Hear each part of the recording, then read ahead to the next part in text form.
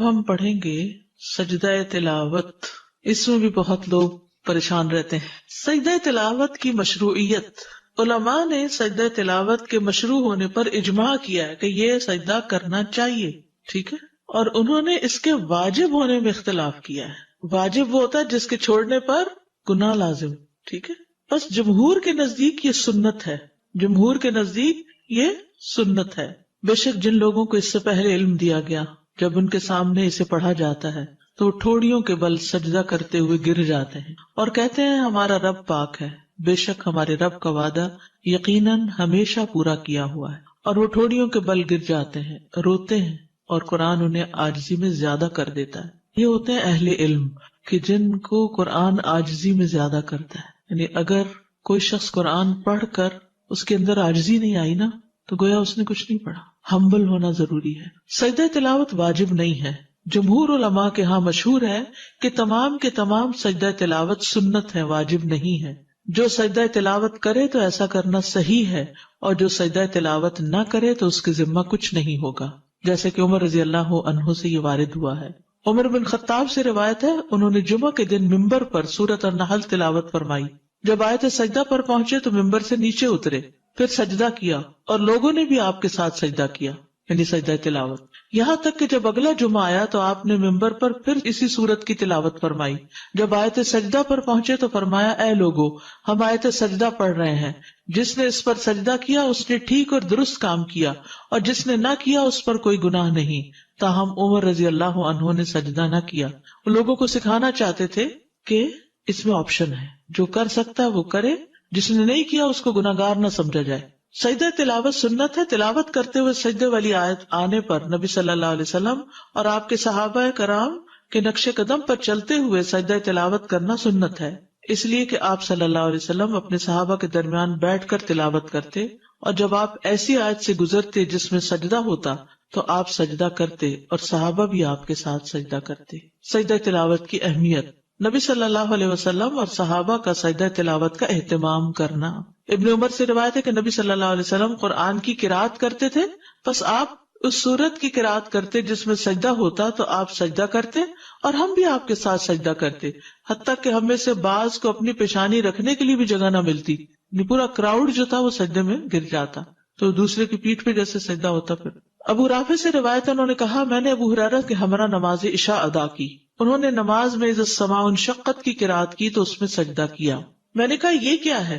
انہوں نے فرمایا میں نے ابو القاسم کے پیچھے سجدہ کیا صلی اللہ علیہ وسلم، اس لیے میں تو ہمیشہ اس میں سجدہ کرتا رہوں گا یہاں تک کہ آپ سے جا ملوں. سلف صالحین کا اہتمام. شعبی سے مروی ہے، انہوں نے کہا علماء سجدے کو مختصر کرنا ناپسند کرتے تھے، یعنی سجدہ تلاوت بھی پورے اذکار اور تسبیحات کے ساتھ ہونا چاہیے، یعنی جھپکا سا نہیں مارنا چاہیے بلکہ پورا تسبیح پڑھ کے ختم کرنا چاہیے.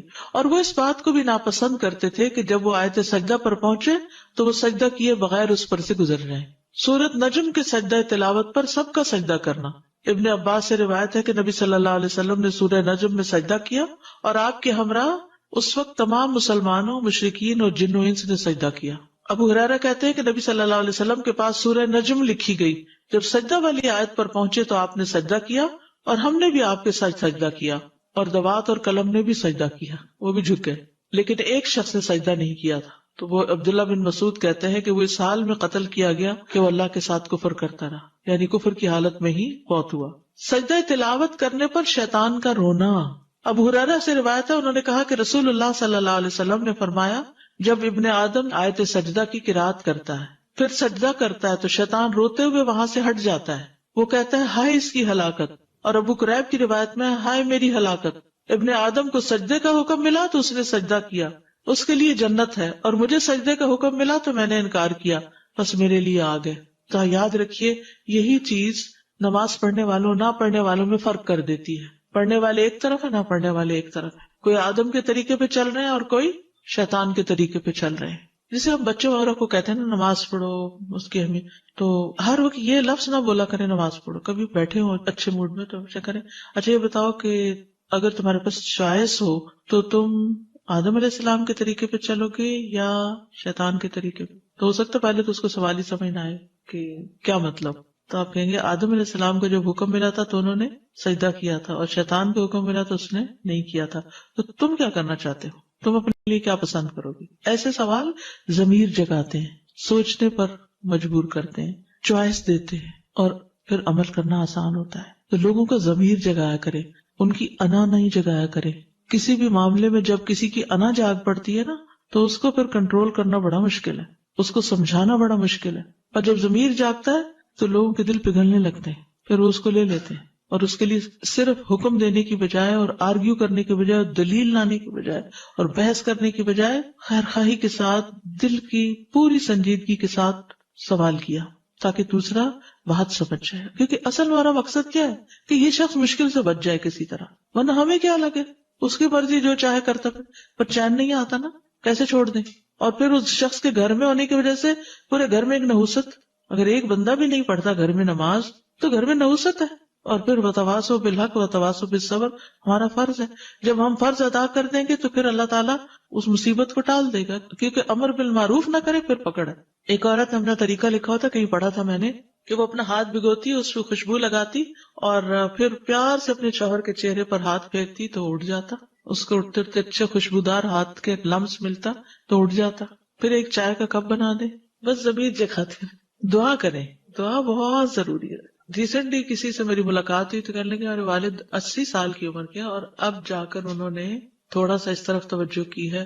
مدر ان کی لیکچر لگا دیتی تھی اور وہ بھی ساتھ تھوڑا بہت سنتے تھے، تو ان کے اندر بھی ہلچل ہو گئی۔ اللہ کے ہاتھ میں ہدایت ہے، پتہ نہیں کب پلٹ جائیں اور پچھلے سارے گناہ معاف ہو جائیں۔ ہمارا کام تو دعا اور کوشش۔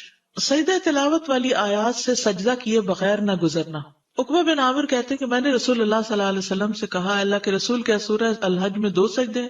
آپ نے فرمایا ہاں، اور جو یہ 2 سجدے نہ کرنا چاہے وہ ان دونوں آیات کی تلاوت ہی نہ کرے۔ پھر یہ حدیث اس پر دلالت کرتی ہے کہ سجدہ تلاوت کے بارے میں تاکید آئی ہے، لیکن آپ کا یہ فرمان فلا یقرأہما کہ وہ ان آیات کی تلاوت نہ کرے، تو ممکن ہے کہ اس کو اس بات پر معمول کیا جائے کہ انسان انہیں نماز میں نہ پڑھے تاکہ اسے سجدے کی ضرورت پیش نہ آئے۔ یعنی اس کا یہ مطلب نہیں کہ پورا قرآن پڑھ جائے اور ہر سجدے کی آیت کو چھوڑتا جائے، یہ نہیں ہے اس کا مقصد۔ یعنی نماز میں پھر چوائس اوپن ہے، پورا قرآن کہیں اور سے پڑھ لو، یہ نہ نماز میں نہ پڑھو۔ اور اگر انہیں نماز سے ہٹ کر پڑھے گا تو یہ امر مطلوب ہے کہ انسان پورا قرآن پڑھے، لیکن یہ بات کہ پہلے وہ نماز میں ان دونوں سجدے والی آیات کو منتخب کرے پھر سجدہ نہ کرے، تو ایسا کرنا مناسب نہیں۔ یعنی آپ پڑھ تو رہے ہیں وہ آیتیں جو سجدے والی ہیں اور سجدہ ہی نہیں کر رہے، تو ایسا نہیں کرنا۔ یا آپ کا مقصد یہ تھا کہ اس کی اہمیت بہت ہے اور اس میں تاخیر نہیں کرنی چاہیے۔ سجدہ تلاوت کا طریقہ، نمبر 1 طہارت۔ اس میں کوئی شک نہیں کہ زیادہ افضل یہی ہے کہ انسان وضو کر لے، یعنی وضو سے ہو، لیکن اگر وضو نہیں تو سجدہ نہ چھوڑے، سجدہ کر لے۔ سجدہ تلاوت کے لیے طہارت کی شرط نہیں لگائی جائے گی، کیونکہ انسان جنابت کے علاوہ تمام حالات میں قرآن پڑھ سکتا ہے، اور اگر سجدہ کی آیت آ جائے تو وہ سجدہ کرے گا، خواہ وہ طہارت کی حالت میں ہو یا نہ ہو۔ قبلہ رخ ہونا ممکن ہو تو قبلہ رخ ہو جائے، لیکن اگر مشقت ہو اس میں نہ ہو پائے تو جدھر بھی رخ ہو سجدہ کر سکتا ہے انسان، لیکن مسنون طریقہ یہی ہے کہ اگر ممکن ہو تو سجدہ تلاوت کے لیے قبلہ رخ ہوا جائے۔ امام زہری کہتے ہیں کہ اگر تم حالت اقامت میں سجدہ کرو، یعنی گھر پہ ہو، مسجد میں ہو، تو قبلے کی طرف رخ کر کے کرو، اور اگر تم سوار ہو تو پھر جدھر تمہارا رخ ہو اس میں تم پر کوئی مواخذہ نہیں۔ تکبیر کہنا، ابو قلابہ اور ابن سیرین سے مروی ہے، ان دونوں کا کہنا ہے کہ جب آدمی نماز کے علاوہ سجدہ تلاوت کرے گا تو اللہ اکبر کہے گا۔ ٹھیک ہے، آپ قرآن پڑھ رہے ہیں، پڑھتے پڑھتے آیت سجدہ آ گئی تو آپ کیا کریں گے؟ اللہ اکبر کہہ کے سجدے میں جائیں گے، لیکن بعد میں سلام کی ضرورت نہیں۔ جب سجدے سے سر اٹھائیں گے تو سلام نہیں کریں گے، اور یہ ایک ہی سجدہ ہے، 2 نہیں ہے۔ سجدہ سہو 2 سجدے ہیں، لیکن سجدہ تلاوت ایک سجدہ ہے۔ سجدہ تلاوت میں سلام کرنا مشروع نہیں۔ ابن تیمیہ کہتے ہیں سجدہ تلاوت اور سجدہ شکر کے بارے میں کسی ایک نے بھی نبی صلی اللہ علیہ وسلم یا صحابی سے یہ نقل نہیں کیا کہ ان میں سلام بھی ہوگا، اور نہ ہی صحابہ سلام پھیرتے تھے۔ ٹھیک، یہ ہے نماز کے باہر سجدہ تلاوت کا طریقہ۔ نماز کے اندر سجدہ تلاوت کا طریقہ، تکبیر کہہ کر سجدے میں جانا۔ سجدہ تلاوت میں جانے اور اٹھنے کے لیے تکبیر کہنا، مثلا آپ نے سورت اذا السماء انشقت پڑھی ہے تو سجدے والی جگہ پہ پہنچ کے آپ اللہ اکبر کہہ کے سیدھے نیچے چلے جائیں گے، سجدے میں رکوع نہیں کریں گے، ڈائریکٹ سجدہ کریں گے، اور جب سجدہ کر لیں گے تو اٹھتے ہوئے پھر کیا کہیں گے؟ اللہ اکبر کہیں گے۔ اگر سورت کے آخر میں سجدہ ہو، مثلاً کون سی سورت؟ سورت الق، تو پھر کیا کریں گے؟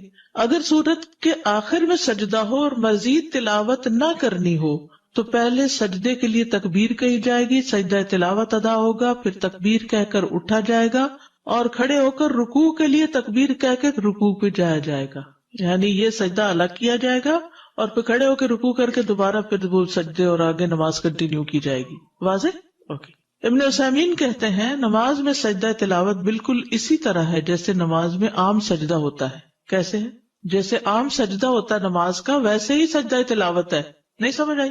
جیسے نماز کا سجدہ کرتے ہیں ویسے ہی سجدہ تلاوت ہوتا ہے۔ اب سمجھ آ گئی؟ اوکے۔ یعنی سجدہ تلاوت میں جانے اور اٹھنے کے لیے تکبیر کہے، اور اس میں کوئی فرق نہیں کہ سجدہ تلاوت قرات کی آخری آیت میں آیا ہو اور اس کے بعد سورت ختم ہو گئی ہو یا قرات کے درمیان میں آؤ، جب بھی وہ سجدے میں جائے گا تکبیر کہہ کے ہی جائے گا۔ پھر جب رکوع کرنے لگے تو اس وقت رکوع کے لیے تکبیر کہے۔ یہاں دو تکبیرات مسلسل کہنے پر کوئی حرج نہیں، کیونکہ ہر تکبیر کا سبب الگ الگ ہے۔ واضح؟ سجدہ تلاوت کی مسنون دعائیں۔ حضرت عائشہ سے مروی ہے، وہ کہتی ہے کہ رسول اللہ صلی اللہ علیہ وسلم رات کو قرآن کے سجدوں میں سجدہ کرتے ہوئے یہ دعا تکرار سے پڑھا کرتے تھے، ایک دفعہ نہیں کئی بار۔ سجد وجہی للذی خلقہ وشق سمعہ وبصرہ بحولہ وقوتہ، میرا چہرہ اس ذات کے لیے سجدہ ریز ہے جس نے اس کو پیدا کیا اور اپنی طاقت اور اپنی قوت سے اس کی سماعت اور اس کی بصارت بنائی، یعنی کان آنکھ اللہ نے اپنی قوت سے بنائے۔ ابو سعید خدری رضی اللہ عنہ سے مروی ہے کہ انہوں نے کہا میں نے خواب میں دیکھا گویا کہ میں درخت کے نیچے ہوں، اور گویا کہ درخت سورۃ صاد پڑھ رہا ہے، یعنی اس سے آواز آ رہی تھی سورۃ صاد کی۔ پھر جب وہ آیت سجدہ پر آئے تو اس نے سجدہ کیا، درخت نے بھی، اور اپنے سجدے میں کہا اللہم اغفر لی بہا، اللہم حط انی بہا وزرا واحدث لی بہا شکرا وتقبلھا منی کما تقبلت من عبدک داود سجدتہ۔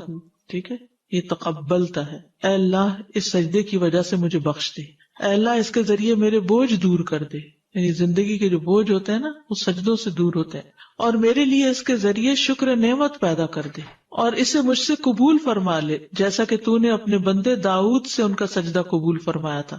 قرآن مجید میں آتا نا وَخَرَّ رَاكِعًا وَأَنَابَ۔ تو میں رسول اللہ صلی اللہ علیہ وسلم کے پاس صبح کے وقت گیا اور آپ کو اس کی خبر دی کہ میں نے ایسا خواب دیکھا ہے۔ آپ نے فرمایا اے ابو سعید تم نے بھی سجدہ کیا؟ میں نے کہا نہیں۔ آپ نے فرمایا کہ تم درخت کی نسبت سجدہ کرنے کے زیادہ مستحق تھے۔ پھر رسول اللہ صلی اللہ علیہ وسلم نے سورۃ صاد کی تلاوت فرمائی، پس جب آپ آیت سجدہ پر آئے تو سجدے میں آپ نے وہی فرمایا جو درخت نے اپنے سجدے میں کہا تھا۔ نماز کے سجدے والی دعائیں پڑھنا، اگر یہ اوپر والی دو دعائیں یاد نہیں تو جو نماز میں سجدے میں پڑھتے ہیں سبحان ربی الاعلی وہ بھی کافی ہے۔ سجدہ تلاوت دوسرے سجدوں کی طرح ہی ہے، اور نبی صلی اللہ علیہ وسلم نے اللہ کے اس فرمان سبح اسم ربک الاعلی کے متعلق فرمایا ہے کہ اسے اپنے سجدوں میں پڑھا کرو۔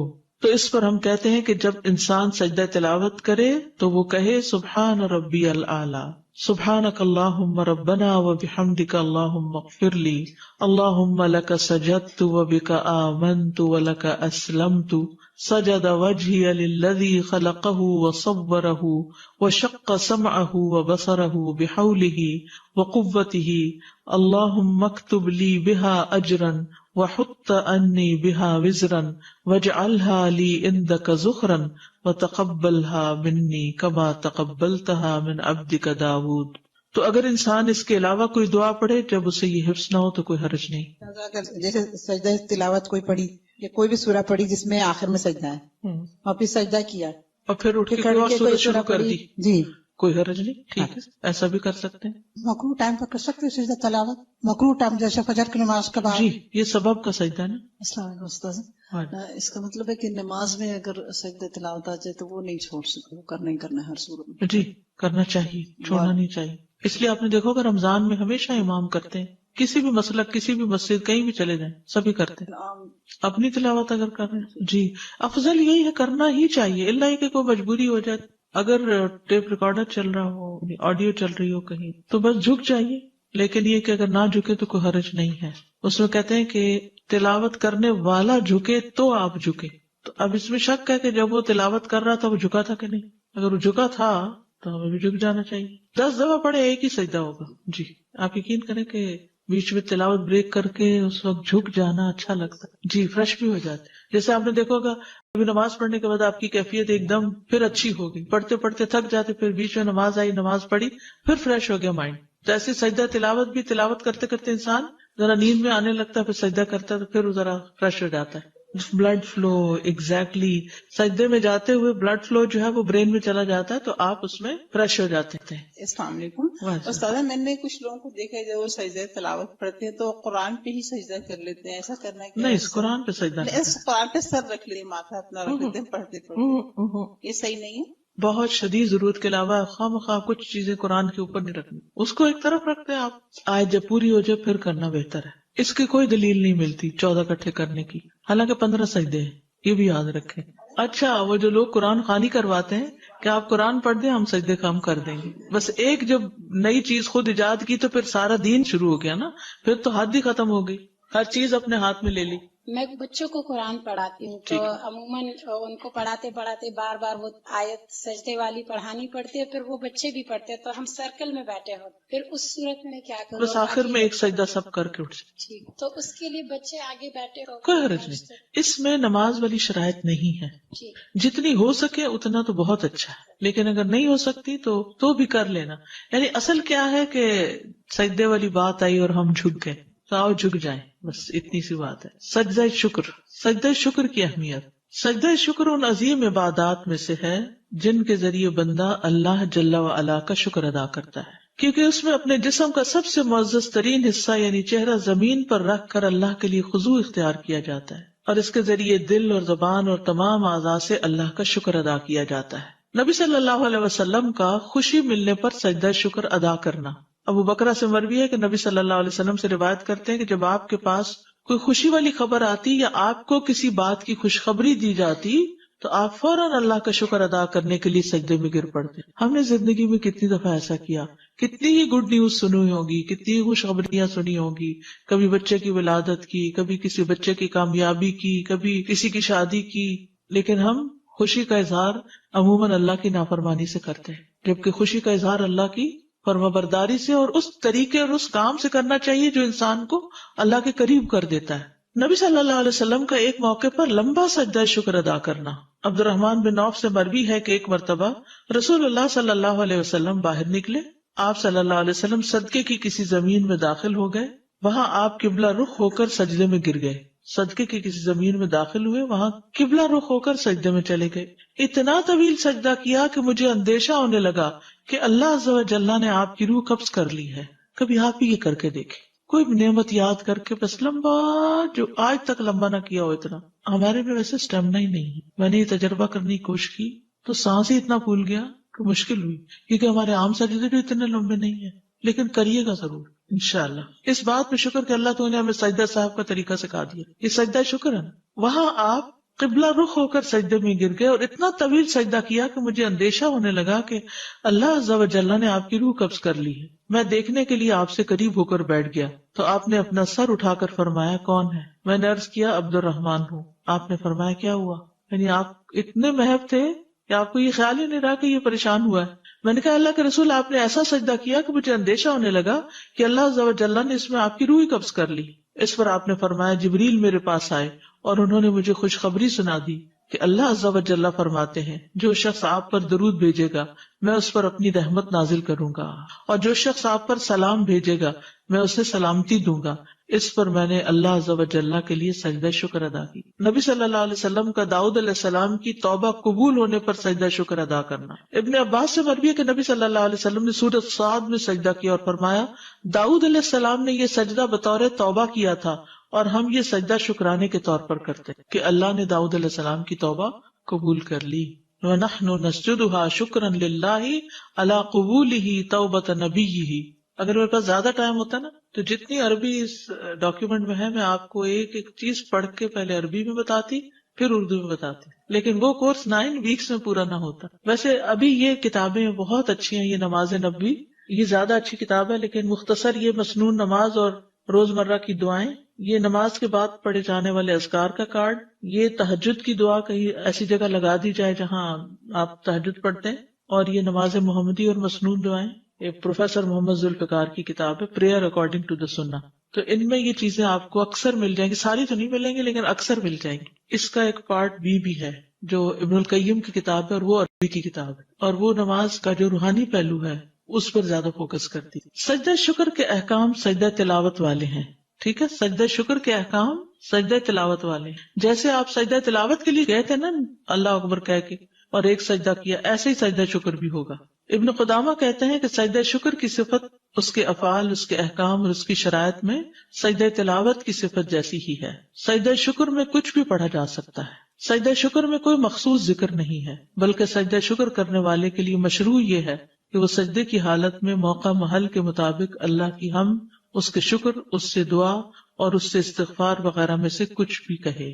ٹھیک ہے، یعنی دعائیں جو سجدے کے اندر پڑھی جائیں گی وہ بھی ہیں، اور جو نعمت آپ کو ملی ہے اس پر یا رب لک الحمد یا کوئی بھی چیز آپ شکرانے کے طور پر جو آپ کے دل میں آ رہا ہو آپ اس کو پڑھیں. شکرانے کے نفل مشروع نہیں ہے. ٹھیک ہے، ہم کہتے ہیں نا ہم شکرانے کے 2 گانا پڑھتے ہیں، شکرانے کے نفل نہیں ہے. شیخ ابن عثیمین کہتے ہیں میرے علم کے مطابق سنت میں کوئی بھی نماز صلاۃ الشکر کے نام سے نہیں ہے، البتہ احادیث میں سجدے کا ذکر ہے جسے سجدہ شکر کہتے ہیں. ایک اور جگہ یہ بھی کہا گیا کہ شکر کے لیے قیام اور رکوع پر مشتمل نماز نہیں ہے، بلکہ شکرانے کے لیے صرف سجدہ شکر ہے. تو مسلمان کے لیے مشروع ہے کہ جب اسے کوئی خوشی والی بات پہنچے تو وہ اللہ کا شکر ادا کرتے ہوئے سجدہ کرے. بس جہاں تک صلاۃ الشکر کی بات ہے اس کی کوئی اصل نہیں. مشروع مطلب پرسکرائبڈ. دیکھیں ویسے آپ نفل پڑھتے رہیے، ساری عبادت ہی شکر ہے اصل میں. جیسے روزہ رکھتے ہیں یا کچھ بھی، تو یہ اصل میں ہم شکر ہی ادا کر رہے ہوتے ہیں اللہ کی نعمتوں کا. پھر خود سے بنانا کوئی بھی چیز بدعت بن جاتی ہے نا، کہ کسی کو پابند کرنا یا خود، تو اس لیے جب آسانی کر دی اللہ نے، صرف سجدہ کر لو، بات اتنی بھی کافی ہے، تو اتنا ہی کرتے رہے. اب دیکھیے بعض اوقات نماز پڑھنے میں ہمیں سستی ہو جاتی ہے، سجدہ کرنے میں کتنی دیر لگے گی؟ جہاں بیٹھے کوئی قبلے کے رخ کی پابندی نہیں، کچھ نہیں. وہیں اگر آپ سفر میں ہیں، راستے میں ہی فون آ گیا اور آپ نے سن لیا، اور تو ادھر ہی بیٹھے بیٹھے جھک جائیں. رفع یدین ہوگا سجدہ شکر اور دیکھیں سجدے میں رفع یدین ہے ہی نہیں. جب ہم تلاوت کر رہے ہیں قیام میں، نماز کے اندر تو ویسے ہی ہے نا، وہ تو ہے لیکن اس کے بغیر نہیں ہے. وہ تو نیچے جا رہے ہیں تو اس وجہ سے. اچھی خبر ملے تو میں فوراً کہہ دیتی ہوں الحمدللہ، شکر الحمدللہ.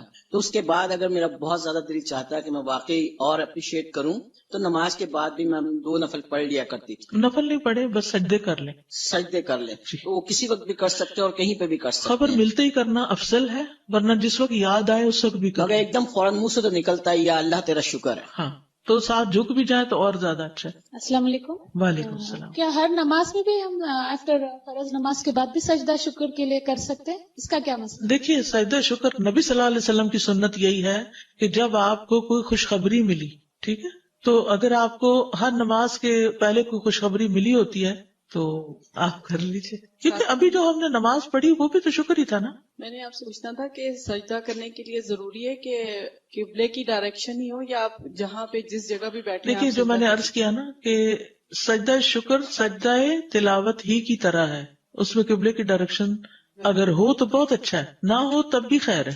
ویسے تو آپ نے بھی کہا کہ مطلب فرض نماز کے بعد سجدہ، لیکن مطلب کبھی یہ ہوتا ہے جیسے اپنی کوئی بات کہنی ہے اللہ سے اور شکر کرنا ہے یا کچھ بھی کر لے.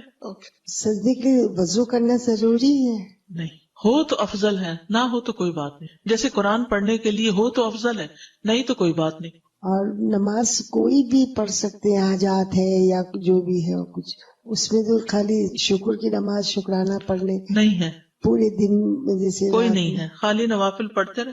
صلاۃ التوبہ ہے، صلاۃ الشکر کوئی نہیں ہے. ٹھیک ہے، ساتھ پیریڈز میں سجدہ شکر کر سکتے، جنابت کی حالت میں نہیں کرنا، اور سجدہ تلاوت پیریڈ بھی نہیں، جنابت ہی کی ایک طرح سے حالت، اور سجدہ تلاوت بھی نہیں. وہ تو نبی صلی اللہ علیہ وسلم کو جب کوئی مشکل آتی تھی تو وہ نماز کی طرف دوڑتے تھے، تو وہ صلاۃ الحاجت ہی ہو گئی. اور وہ جو آتا ہے نا وَاسْتَعِینُوا بِالصَّبْرِ وَالصَّلَاةِ، تو وہ بھی آ جاتا ہے اس میں. السلام علیکم. میں ہر روز شکرانے کے نفل ادا کرتی تو کیا ان کو ویسے ہی ادا کر لیں، اچھا. وہ شکرانہ ہی قرار پائے گا، لیکن کوئی ایسی نماز ہے نہیں. اچھا ویسے نفل چھوڑے نہیں، دہا کے وقت چاش کے وقت پڑھا کریں. جی. اور اس کے بعد اگر کوئی انسان بیٹھ کے استغفار کرتا ہے، خاص طور پر یہ دعا، اگر کوئی آپ کی زندگی میں پریشانی ہے نا تو یہ نسخہ کر کے دیکھیں. یعنی دعا یا اشراق کی نماز کے بعد ادھر ہی بیٹھے ہوئے 100 دفعہ پڑھیں رب اغفر لی وتب علی انک انت التواب الغفور. ٹھیک ہے، رب اغفر لی وتب علی، اے اللہ مجھے معاف کر دے اور مجھ پہ مہربان ہو جا. انک انت التواب الغفور، تو تواب بھی ہے اور غفور بھی ہے.